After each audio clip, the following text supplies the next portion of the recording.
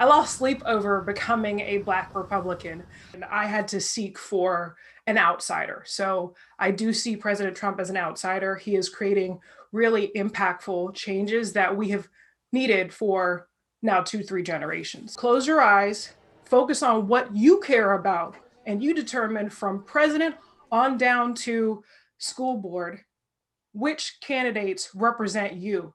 We are the only monolithic group in America that our vote is taken for granted. And I look at President Trump and I look at, I look at the fact that he is doing something to reverse the 3 strikes and you're out rule that was established by Joe Biden that has locked up so many African Americans and that has split so many families. And just the judicial reform, whether you like the man or not, I think that we are seeing, getting these African American men out of jail, putting them, back with their families. I cannot get with the racism and the inability to speak out against injustices. I just have a problem with that.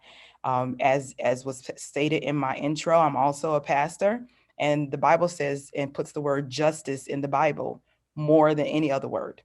President Trump is literally bringing support for, white extremists. Silence to me is consent.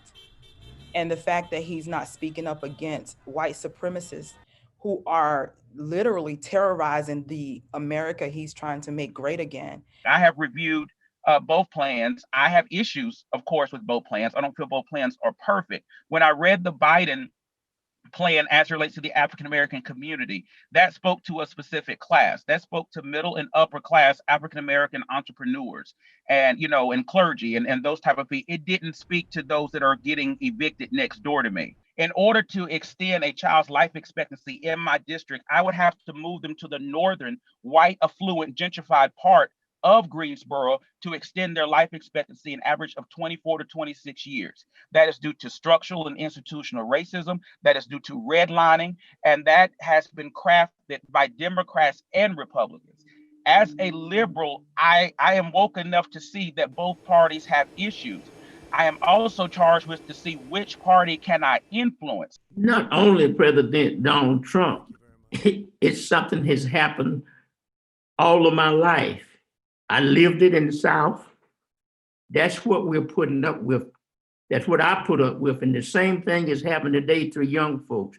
They outsourced the ways that they could have made money for jobs, and they outsourced them to another country or what have you. I moved them to a state that doesn't have unions.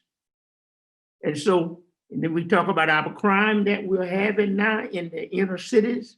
It's because the job left the city and they doesn't have anything else to do. I'd like to see a president in that office in Washington, D.C. that's a president for all of the people, not just the select few.